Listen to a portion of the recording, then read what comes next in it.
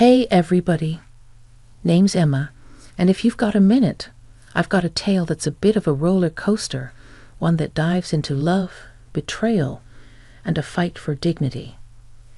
Before we dive into the deep end, let me set the stage and introduce you to the cast of this little drama of mine.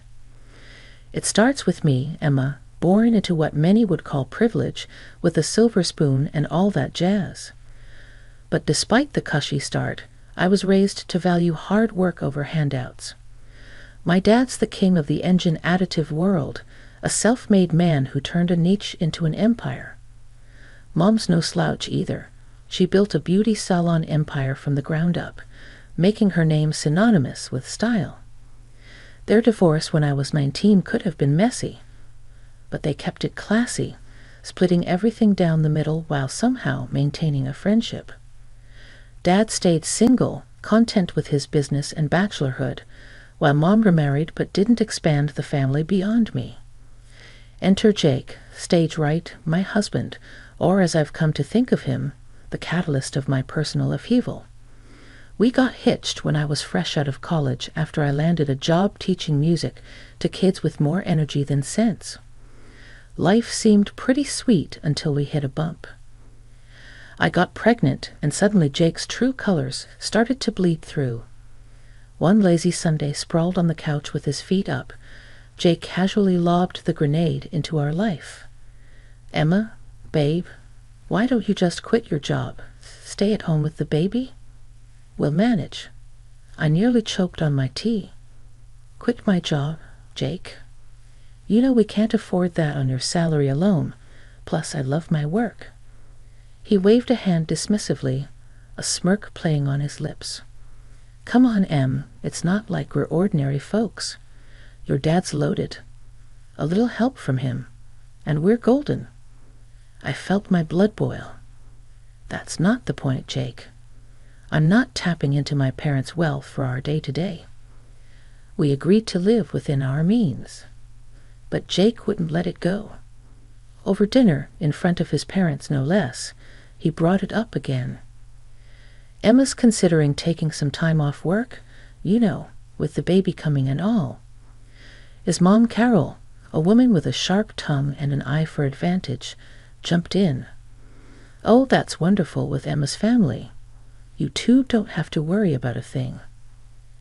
I clenched my fork a little tighter, trying to keep my cool.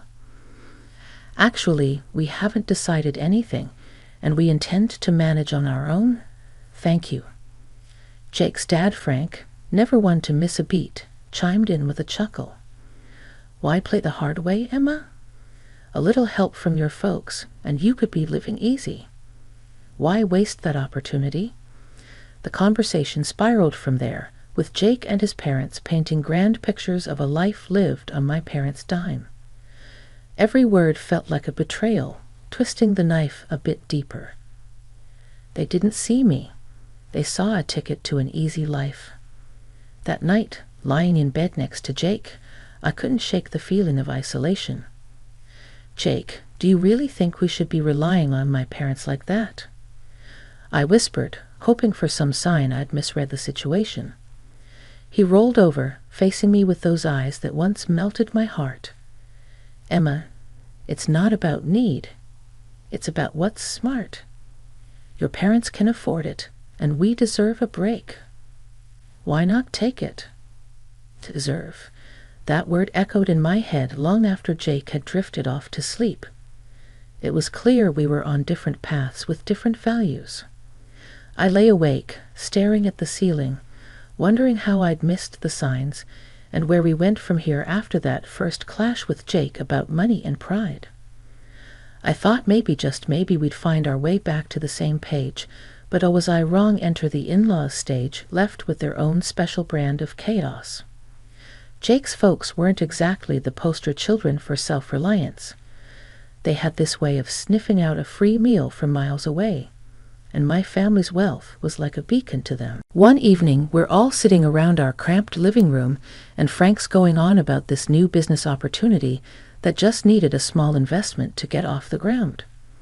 So Emma darling Carol starts her voice chirping with that fake sweetness that could give you cavities. With your family's resources, I bet you could easily help us out. It's such a sure thing, she says.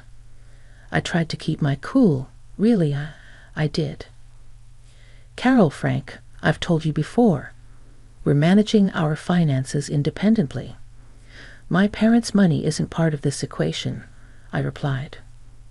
But Frank, oh, he's got the persistence of a door-to-door salesman. Come on, Emma, it's not like you'd feel it. What's a few thousand to your dad? He probably spends that on golf in a weekend, he retorted. The audacity floored me. Here they were, sitting in our home, eating our food, and they had the guts to treat my family's hard-earned money like it was theirs for the taking. Jake tries to play mediator. And maybe they have a point. It's just a loan, right? We could help out family, he says. I nearly choked on the word family. Jake, when did we decide it's our job to bankroll your parents' dreams? The room went ice cold. Carol, not one to let a moment of drama go by unexploited, piped up. Well, I never. Here we thought family helped each other out, but if you're going to be stingy. Now I was seeing red. Working for what you have isn't being stingy, Carol. It's called being responsible. Maybe you should try it sometime, I retorted. Frank tried to smooth things over, but the damage was done. Look, Emma, no need to get upset. We're just talking here, he says. Talking. Right. I couldn't hide my sarcasm. Seems like all we ever do is talk about how my family can solve your problems. That night, after they finally left with Jake apologizing for his parents' misunderstanding, I lay awake staring at the ceiling. It wasn't just a misunderstanding. It was a full-on invasion of our lives by two people who saw me not as a daughter-in-law, but as a walking, talking ATM. After our little Lily came into this world, life took a turn I didn't quite expect. You'd think the arrival of a grandchild would bring out the best in people, right? Well, not so much with Jake's folks. They showed up at the hospital with what had to be the cheapest onsie from the discount bin. It still had the clearance sticker on it. But when my folks came through with a beautiful hand-knit blanket and some top-notch baby gear, you'd have thought World War IV was about to break out in that hospital room.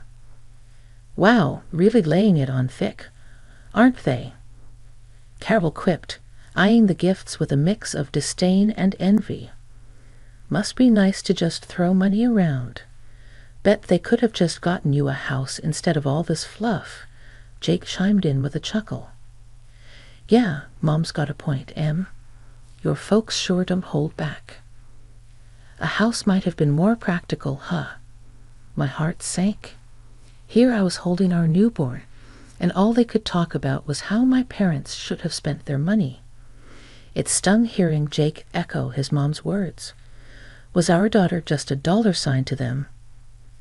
I tried to keep the peace, biting back my growing anger. Well, it's not about the price tag, right? It's the thought that counts, I said. But Frank wasn't about to let it go. Oh, sure. But when you think about it, a nice little investment in property, now that's a gift that keeps on giving, he replied. The ride home from the hospital was tense. Jake tried to smooth things over, saying his parents were just old-fashioned and didn't mean anything by it. But the seed was planted. Doubt started creeping in about why Jake really married me. Was it love, or was my family's bank account the main attraction? A few weeks later, during one of their unsolicited visits, Carol brought it up again. We were all crammed in our living room, Lily fussing in my arms, and Carol couldn't resist a jab at the new stroller my mom had bought us. Must be nice having your folks shower Lily with all these expensive toys and gadgets, though a contribution to a house fund would have been more useful, don't you think? She said, her voice dripping with that passive-aggressive tone I'd come to dread. Jake, sitting beside his mom, nodded. Actually, babe, we've been talking. Maybe your parents could help us out with a down payment instead of more baby stuff. Makes sense, right? I was floored. Not only were Jake's parents relentless, but now Jake was on board with turning our daughter's birth into a bargaining chip for financial gain.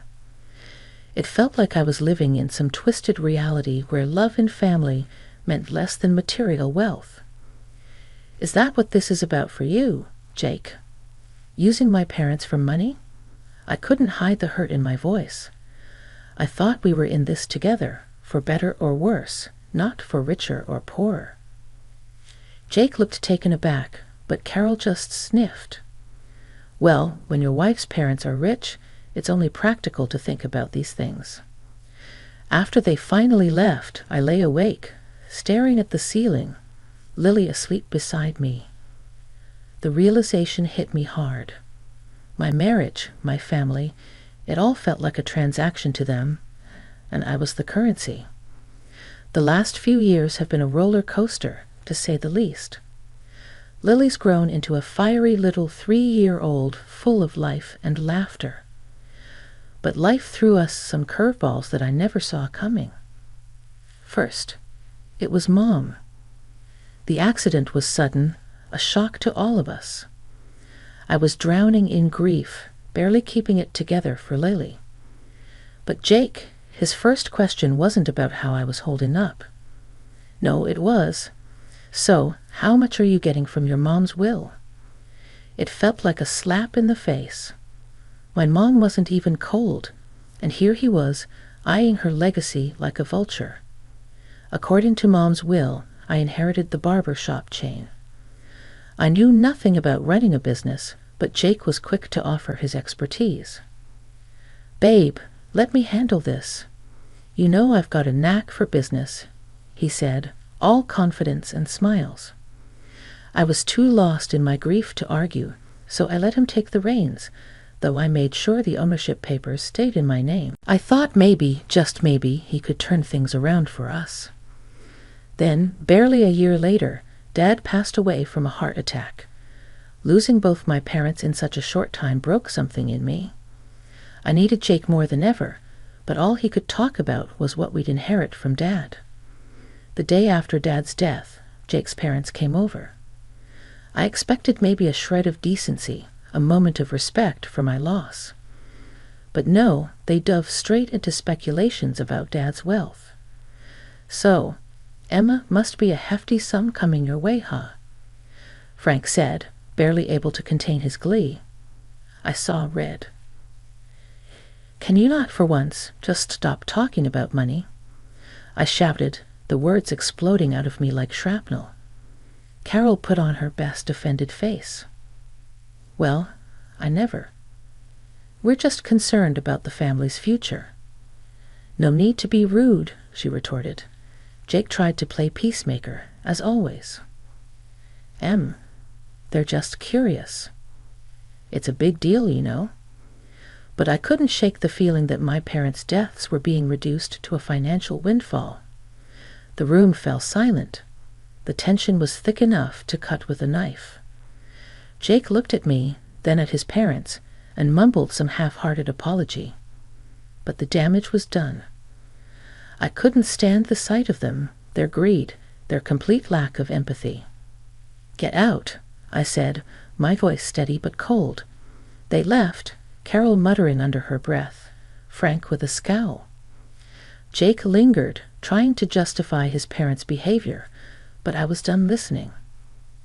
2 days after my dad died, Jake comes bouncing through the doorway earlier than usual. "Babe, I've got awesome news." He beams at me, barely containing his excitement. "I've struck a deal to sell the hairdresser chain. Can you believe it?" My jaw nearly hit the floor. "What? You did what without even asking me?" I was fuming, feeling a mix of betrayal and disbelief. Before we could really dive into it, his folks showed up ready to party like we'd hit the jackpot. They brought in this feast from some fancy restaurant and a bunch of boars that screamed high roller. Carol was all smiles, waving those figures in my face. "Guess what, honey? We've sold the old condo and put down a deposit on a beach house. We're all moving to the coast." I stared at her, feeling like I was trapped in some bad dream. "Hold on, you what? Nobody asked me about moving. I don't want to live by the beach with all that humidity and the winds with a kid." "Are you out of your mind?" Carol just waved off my concerns like I was talking about the weather. "Oh, don't you worry about that.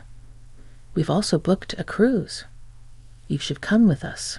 It'll be fabulous." "Where's this money coming from?" I asked, my patience wearing thin. "Well, darling, with your father's passing and the sale of the salons, money's no object now. We're set for life. Think about it.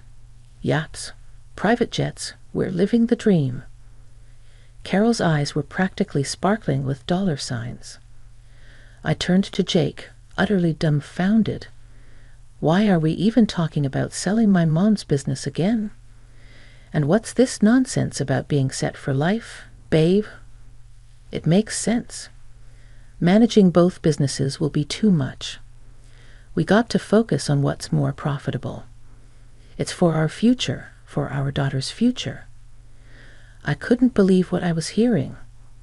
The greed, the audacity, it was all too much. "Show me the financials for the salon," I demanded. "I want to see everything before we make any rash decisions." Jake squirmed, avoiding eye contact. "Look, it's all about our future, about making sure we're comfortable." His parents joined the chorus, pressing me to just let go and enjoy the windfall. But looking at them, all I could see were vultures circling. Why the rush to sell the hairdresser shops again? I pressed, needing answers from Jake. "Well, babe, after your dad's gone, juggling both businesses just doesn't make sense. We got to focus on what brings in more dough. The car oil thing is a gold mine compared to the salons." His folks perked up at this, chiming in with their 2 cents. "Darling, think about it. Selling those little shops could give you a life of luxury. Why waste your time on them?" His mom's voice dripping with greed, the sight of them practically salivating over my inheritance made my skin crawl. "I want you to leave now," I said, my voice firm, my resolve stronger. "This is a time to mourn my father, not feast on what he left behind." Jake tried to interrupt, but I cut him off. "And another thing, this is my inheritance we're talking about, mine. You and your parents have no say in this." The air turned icy as they realized I wasn't the pushover they thought I was. With heavy steps and heavier scowls, they left, leaving me to ponder the lonely battle ahead. The dawn after my father's funeral found me in a fog of grief. The world around me dead to a monotonous gray. That's when Jake decided to inject his version of color back into our lives. Over a breakfast that tasted like cardboard, he launched into his agenda. "We need to call a meeting with the founders of your father's company, pronto," Jake stated, his voice slicing through the quiet like a knife. I paused, a piece of toast halfway to my mouth, and stared at him. "Jake, my father has just been buried. Can't this wait? I need some time to process everything." He waved off my concerns with a flick of his hand. "Time is money. Babe, we need to act fast." Frustrated and seeking clarity, I reached out to our family lawyer, asking for a breakdown of the barbershop chain's status and a primer on my father's business dealings. A month whizzed by in a blur of legal jargon and financial statements until Jake, accompanied by his parents, descended upon our house once more, each of them bursting with unsolicited advice and greed-laden suggestions. Without so much as a hello, Jake dove right in. "You know, Em, I've been thinking. I'm the right man to lead your dad's company." The audacity of his claim left me speechless, but he wasn't done. "And I'll need a new car, something that screams business mobile. The latest BMW should do the trick." Before I could even muster a response, Carol chimed in with her own outrageous demands. The coastal house is nearly ready. We just need to throw in another $300,000, plus some for furniture. And dear, I expect you to set up an account for me. I need to maintain my lifestyle after all. After listening to their endless demands, I knew what I had to do. It was like a switch flipped inside me. And more Mrs. My Gal, clutching the divorce papers like a shield. I stepped forward, interrupting their chatter. "Jake, we need to talk," I announced, placing the papers before him on the coffee table. He picked them up, a frown creasing his forehead. "What's this, Ben?" His attempt at nonchalance couldn't hide the tremor in his voice. "Divorce papers," I stated, every word deliberate. "I see. I've had the business audited, Jake. You've run it into the ground. It's teetering on the edge of ruin because of your management." My voice rose, fueled by a cocktail of anger and betrayal. Carol, ever the meddler, couldn't resist intervening. "Now, dear, let's remember he's entitled to half of everything. Marriage binds assets, after all." I couldn't help but laugh, but there was no joy in it. "Nice try, but everything's been in my name since before I made the colossal mistake of marrying your son. He gets nothing from me." The room went silent. They were stunned, their grand schemes shattering around them. "And another thing," I added, staring Jake down, "you're going to pay back every penny you've cost the business. Every single penny." When the reality of the divorce finally hit Jake, his reaction was to desperately grovel, pleading with me to reconsider. "Please, can't we talk about this? There has to be another way," he begged, his voice cracking with desperation. His parents, not to be outdone in the drama department, launched into their own tearful performance. They lamented about sinking all their funds into the coastal house, a property now hanging by a thread without the next installment. "We're going to lose everything." His mother sobbed, tears flowing freely. "Please think of what this means for us." I listened, my heart hardened by their previous actions, feeling nothing but a detached coldness towards their plight. "Sorry, but that's your mess," I stated, my tone unwavering. With a newfound resolve, I guided them to the door, closing it and this chapter of my life behind them. In the days that followed, I didn't allow myself to dwell on the past. Instead, I focused on the future, selling the apartment that Jake and I once shared. The sale provided just enough for a quaint, welcoming house that promised a new beginning for my daughter and me. Stepping into our new home, I felt a weight lift off my shoulders, a sense of peace enveloping us in a way that had been missing for too long. The wheels of justice turned slowly but surely, and when they finally caught up with Jake, he was ordered to compensate for the turmoil. He'd inflicted on the hairdresser chain. The courts determined that his recklessness had a price, and he was forced to liquidate his share of our old apartment to meet his financial obligations. Watching him being held accountable for once felt like a bittersweet vindication for the hardship he put us through. Out of nowhere, my phone rang one day, and on the other end was my former mother-in-law, her voice laced with desperation. "We're in a bind. We need help to buy a place." Any amount would help, she pleaded, her audacity leaving me incredulous. I took a deep breath, collecting my thoughts before responding. "You made your bed," I replied, my tone steady and resolute. "It's time you lie in it." Ending the call, a mix of emotions washed over me, anger at their continued sense of entitlement, but also a profound sense of freedom from their clutches. After everything that went down with the divorce and wrestling back control over my mom's hairdresser chain, life finally started to brighten up again. It was a tough climb, but gradually the salons began to find their old spark. Bringing back those top stylists we'd lost felt like a victory parade. Watching them walk back through those doors, ready to bring their magic back to our chairs, It was like watching the place come alive again. Turns out I was more cut out for the business world than I'd ever imagined. Each day was a new lesson, a new surprise about what I could achieve. If it hadn't been for being cornered by life's cruel twist, I might never have uncovered this side of me. Handling my dad's car oil business was another mountain to climb. For now, I decided to bring in a manager to steer the ship while I got my bearings. "It's all yours for now, but keep me in the loop," I told him, making it clear I was still in charge. Once Lily's old enough, maybe around 20, I'm thinking of passing it to her. If she's interested, I want her to have options to choose her path. Meanwhile, I'm dipping my toes into it, learning the ropes. Our new home, just me and Lily, was a haven of peace, a world away from the turmoil we'd left behind. It was small, sure, but it was ours.